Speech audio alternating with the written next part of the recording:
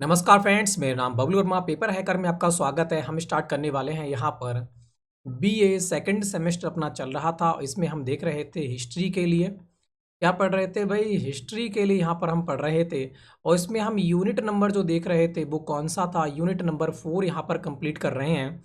3 unit मैंने करा दिए, चौथा यूनिट चल रहा है और बिल्कुल बेसिक से हम देख रहे हैं, बिल्कुल अच्छे प्रकार से पढ़ते हुए चल रहे हैं, जो कि हमें अगले कंपटीशन एग्जाम, चाहे कोई भी चाहे सिविल एग्जाम दें, उसमें हमें फ़ायदा देखने को मिलेगा। ठीक है, तो क्वेश्चन नंबर 4 यहाँ पर पहुँच चुके हैं। यूनिट नंबर 4 का क्वेश्चन नंबर 4 बढ़ते हैं। नूरजहां के बारे में आप क्या जानते हैं? जहांगीर के शासन पर नूरजहां का प्रभाव आपको बताना है। ठीक है, जहांगीर के प्रशासन पर, क्योंकि जहांगीर जो था वो अकबर का बेटा हुआ करता है। सलीम जिसे कहते हैं, सलीम का ही सलीम उर्फ जहांगीर कह सकते हैं इसके लिए। ठीक है, तो जहांगीर जो था, जहांगीर अपना पूरा की पूरा प्रशासन जो भार था, शासनकाल का जो भार था, वो सारा के सारा नूरजहां के अनुसार ही चला था। जहांगीर तो एक कठपुतली बन गया था बाद में। ठीक है, उसने खुद कहा था कि मेरा पूरा शासन जो है वो नूरजहां संभालती है। तो इस प्रकार से उसके बारे में आपको बताना है, अथवा जहांगीर के शासन काल में विभिन्न विद्रोहियों का वर्णन आपको करना है।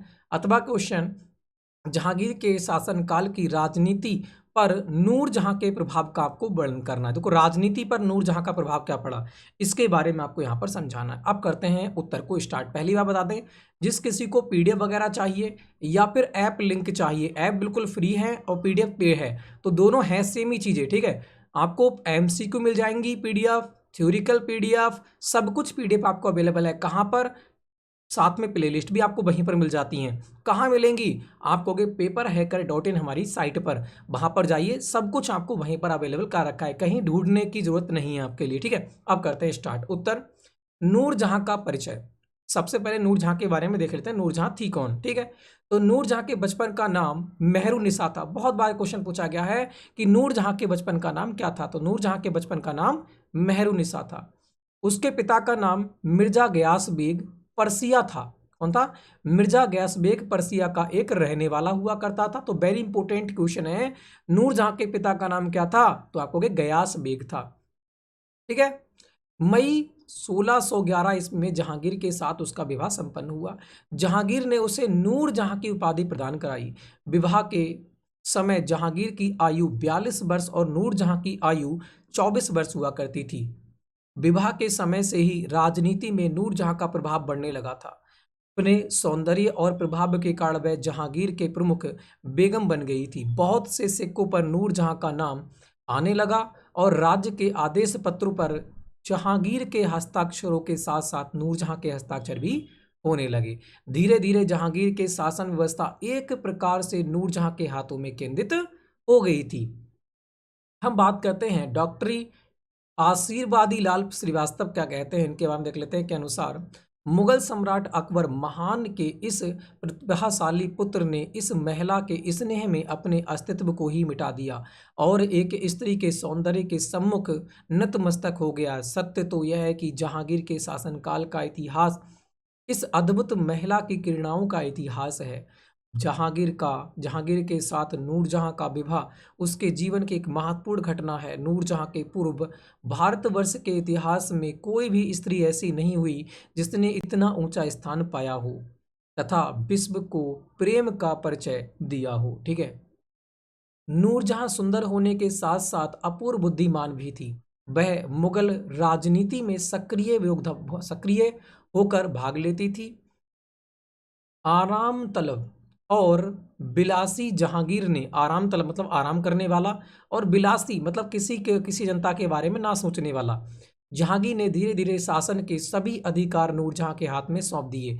जहांगीर स्वयं ही कहा करता था, मैंने राज सत्ता नूरजहां को सौंप दी है। वह शासन प्रबंधन में बहुत निपुण है। मुझे तो केवल एक प्याला जहर और खाने के लिए एक टुकड़ा मांस चाहिए। मुतमाद खां नूरजहां के प्रभाव का वर्णन करते हुए लिखता है, उसकी मोहर लगे बिना किसी को जागीर नहीं मिलती थी। सम्राट ने उसे उपाधियों के साथ ही प्रभुत्व शासन अधिकारी भी सौंप दिया था। कभी कभी वह झरोकों में बैठकर दर्शन देती और अमीरों को आदेश प्रदान करती थी। उसके नाम से सिक्के ढाले जाने लगे और उस पर उसका नाम भी अंकित किया जाने लगा। तो इस प्रकार से आपका यहाँ पर कुछ उसके चरित्र के बारे में हमने डिस्कस किया। अब देखेंगे जहांगीर के काल की प्रमुख घटनाओं के बारे में अथवा जहांगीर के शासनकाल के विद्रोह के बारे में। तो पहला है नूरजहां द्वारा गुटबंदी करना। अब नूरजहां क्या करती है? गुटबंदी करती है अपने राज्य का विस्तार करने के लिए। अपनी स्थिति सुदृढ़ करने के लिए नूरजहां ने एक गुट का निर्माण किया जिसके प्रमुख सदस्य कौन थे? उसका पिता हुआ करता था गयास बेग, उसकी माता थी हसमत बेगम जिसने उसी का निर्माण करा था। किसका? तो आप कहोगे हसमत बेगम ने सबसे पहले इत्र का निर्माण किया था। हसमत बेगम, उसका भाई आशफ का और शहजादा खुर्रम जिसे शाहजहां कहते हैं, बाद में खुर्रम ही शाहजहां बनता है। ठीक है, यह गुट बात करते हैं नूरजहां गुट के नाम से प्रसिद्ध हुआ। ये जो गुट बनाया था इसमें 4 लोग थे। एक इसका पिता था गयास बेग, माता थी असमत बेगम और उसका भाई हुआ करता था जिसका नाम था आशफ खां, और एक हुआ करता था खुर्रम जो किसका? खुद जहांगीर का बेटा था। ठीक है, खुर्रम जिसे शाहजहां कहते हैं। यह गुट नूरजहां गुट के नाम से प्रसिद्ध हुआ। यह गुट प्रारंभ में बड़ा प्रभावशाली रहा और 1 दशक तक मिलकर शासन करता रहा, परंतु आगे चलकर स्थिति बदल गई। शहजादे खुर्रम को अपने विशेष सुविधाएं दी और उसे महत्वपूर्ण सैन्य अभियानों पर भेजा, परंतु जब नूरजहां ने अली कुली से उत्पन्न अपनी पुत्री का अली कली, एक जो अली कली था, अली कली इससे पहले की बात कर रहे हैं, पहले इसकी शादी अली कली से हो गई थी। अली कली से उत्पन्न अपनी पुत्री का विवाह जहांगीर के दूसरे पुत्र शहरयार के साथ कर दिया। अब अली कली कौन है? ये नूरजहां का पहला पति है। कौन है? नूरजहां का पहला पति हो जाता है अली कली। इसकी मृत्यु हो जाती है अली कली की, उसके बाद में विधवा होती है, तो ये देख लेता है और बहुत सुंदर होती है, फिर इसके बाद साथ शादी कर लेता है जहांगीर। ठीक है, तो ये था यहाँ पर। ठीक है, के उत्पन्न उसकी पुत्री एक उत्पन्न होती है। ठीक है, अली कली से पुत्री उत्पन्न होती है जिसका विवाह इसका दूसरा पुत्र हुआ करता था शाहजहां का जिसका नाम था शहरयार, शहरयार के साथ कर दिया। तो खुर्रम और उसके मध्य तनाव उत्पन्न हो गया क्योंकि वह शहरयार को जहांगीर का उत्तराधिकारी बनाना चाहती थी। कौन? तो आप कहोगे नूरजहां शहरयार को उत्तराधिकारी बनाना चाहती थी। इससे अपने दामाद शहरयार का पक्ष लेना प्रारंभ कर दिया। परिणाम स्वरूप खुर्रम उसका विरोधी हो गया और नूरजहां गुट में दरार उत्पन्न हो गई। दुर्भाग्य से इसी बीच नूरजहां के पिता गयास बेग, जिसका नाम था एतमादुद्दौला भी से कहते हैं, गयास बेग को एतमादुद्दौला भी कहते हैं, तथा माँ असमत बेगम का निधन हो गया। अब यहाँ पर नूरजहां अकेली पड़ जाती है। इस प्रकार उसे सहयोग प्रदान करने वाला संख्या घट गई। जहांगीर के अंतिम काल में नूरजहां गुट टूट ही नहीं गया वरन उसके सदस्यों के परस्पर संघर्ष भी उत्पन्न हो गया। नूरजहां की इस नीति के परिणाम स्वरूप शहजादे खुर्रम को विद्रोह करना पड़ा और आगे चलकर महाबत खां भी विद्रोही हो गया, क्योंकि महाबत खां एक बहुत ही प्रसिद्ध और बहुत ही होनहार सेनापति हुआ करता था। क्योंकि महाबत खां जो था वो भी नहीं चाहता था, क्योंकि जो नूरजहां थी, नूरजहां के माइंड में जो थी राजनीति बहुत तेजी से बढ़ चुकी थी। उसने जो महाबत खां था, महाबत खां को मतलब दूसरे राज्य का सूबेदार नियुक्त कर दिया था, जहाँ पर उसकी ज़रूरत थी वहाँ पर नहीं किया। तो इस वजह से महाबत खां जो होता है वो अपमान समझता है उस बात के लिए, उसके बाद वह विद्रोह कर देता है। ठीक है, अगले बढ़ते हैं। सबसे पहले बात करेंगे खुर्रम के विद्रोह के बारे में।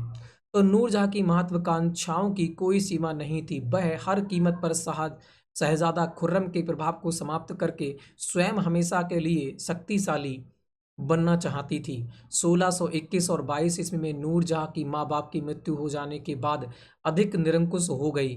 अब उसे समझाने वाला कोई नहीं था। जहांगीर का स्वास्थ्य निरंतर गिरता गया। ऐसी स्थिति में खुर्रम शाहजहां भी नूरजहां की बढ़ती हुई शक्ति और योग्यताओं से सशंकित हो गया। उसने शासन के विरुद्ध विद्रोह कर दिया। यह विद्रोह निश्चित रूप से नूरजहां की सत्ता लोलुपता का ही एक परिणाम था। यह विद्रोह 3 वर्ष तक चला। इसके फलस्वरूप मुगल साम्राज्य की शक्ति पर विपरीत प्रभाव पड़ा। इसकी पुष्टि करते हुए डॉक्टर आर शर्मा ने लिखा है। क्या लिखते हैं डॉक्टर आर शर्मा? इस प्रकार 3 वर्ष के रक्तपात और अपार जनधन की विनाश के पश्चात यह निष्फल विद्रोह समाप्त हो गया। इसके कारण साम्राज्य दुर्बल हो गया और अनेक कठिनाइयां उत्पन्न हो गईं। अब बात करते हैं महाबत खां का विद्रोह के बारे में। किसके? महाबत खां के विद्रोह के बारे में। यह विद्रोह भी नूरजहां की महत्वाकांक्षा का परिणाम था, मतलब उसकी राजनीति का परिणाम था। शाहजहां के विद्रोह का दमन करने के करने में महाबत खां ने सक्रिय योगदान दिया था, उसके कारण उसके प्रभाव और लोकप्रियता में वृद्धि हो गई। महाबत खां एक योग्य सेनापति था, किंतु वह नूरजहां के बढ़ते हुए प्रभाव से असंतुष्ट था। नूरजहां भी महाबत खां के की योग्यता एवं लोकप्रियता से घबराती थी, इसीलिए उसने महाबत खां को अफगानिस्तान की सीमा पर नियुक्त किया था। मैंने कहा था ना, इसे यहाँ से हटा दिया गया था जहाँ पर इसकी जगह थी। कहाँ पर? अफगानिस्तान की सीमा पर नियुक्त किया था। महाबत खां ने इसे अपना अपमान समझकर 1626 में विद्रोह कर दिया और जहांगीर को बंदी बना लिया। यद्यपि यह विद्रोह शीघ्र ही दबा दिया गया। एक माह के पश्चात महाबत खां भाग गया, तथापि इस तथ्य से इनकार नहीं किया जा सकता कि जहांगीर ने वृद्धावस्था में एक सेनापति को खो दिया। यद्यपि इन संपूर्ण घटनाओं में नूरजहां के भाई शाहजहां के ससुर आशफ खां का हाथ था। नूरजहां का भाई शाहजहां और बात करते हैं नूरजहां का भाई शाहजहां के ससुर आशफ खां जो हुआ करता था। आसफ खां, उसका सीधी बात करें, आसफ का कौन था? नूरजहां का भाई था। ठीक है, वहां पर आकर दे रखा है यहाँ पर।